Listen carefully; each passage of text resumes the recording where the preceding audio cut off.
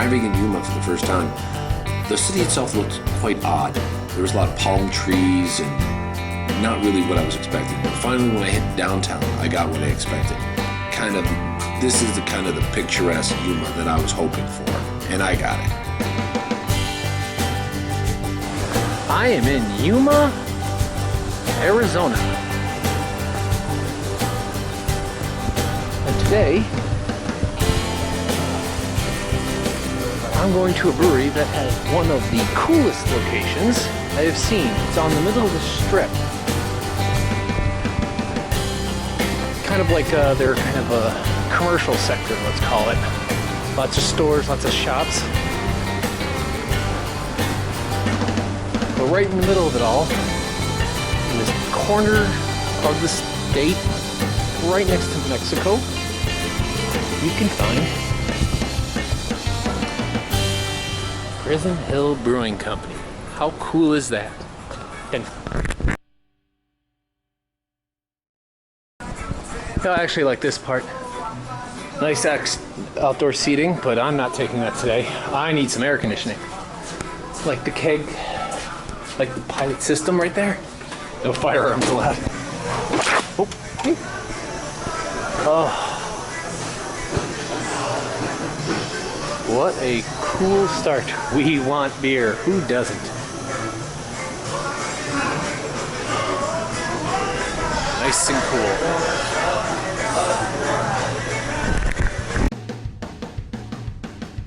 I'm not even going to guess what that tastes like, but worth showing. The beers themselves are very impressive. They're the only brewery in this town, so I didn't expect them to have a whole slew, but they did, and they impressed, and a lot of them were quite interesting. First beer after a hot day. It's a heavy, so it's got that cool, fresh. I think the body carries the cold to you. It's kind of really cool you down after a long day.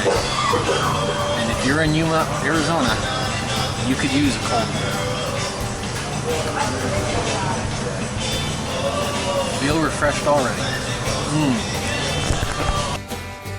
As much as I'd like to go through every single brew, there's not really time for it. But, you know, you got to make choices about what you're going to... They're Red Wing Cherry Saison. Normally people just make saisons, which is kind of like a Belgian term. It just means like it's kind of got a sour. You either do this by pouring in acid to sour it, or you use a special yeast. But this, they actually use 12 different malts, apricots, cashews, cherries, and raisins to make their saison. And they even aged it in oak barrels. So they went the whole 9 yards in this saison. So it's got to be something you got to try. And a very complexity of flavor. This is really good. It's smooth, mellow. For a saison, it's a very unusual saison. It's very easy drinking saison. It's I would say it's one of the better saisons you have. Very rarely do you ever see a brewer kind of go out there and try something new with a saison, because it's usually the saison alone is the different brew. This, they took it the extra mile. I did not expect to find this, and it's always great to find this.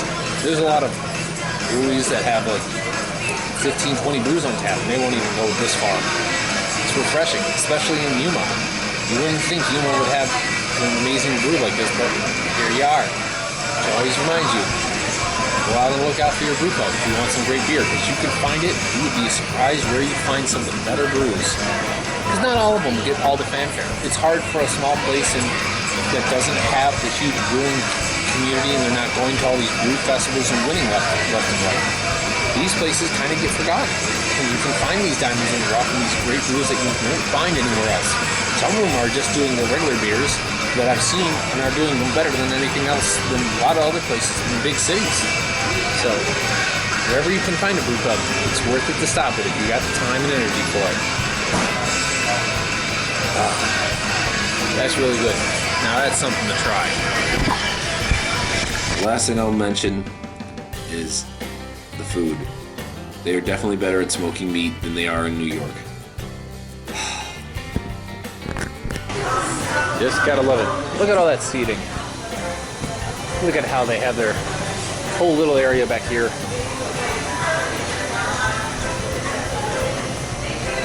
Bye. Beer. That's actually a Ben Franklin quote. Lenny Seaton. They're good smoking.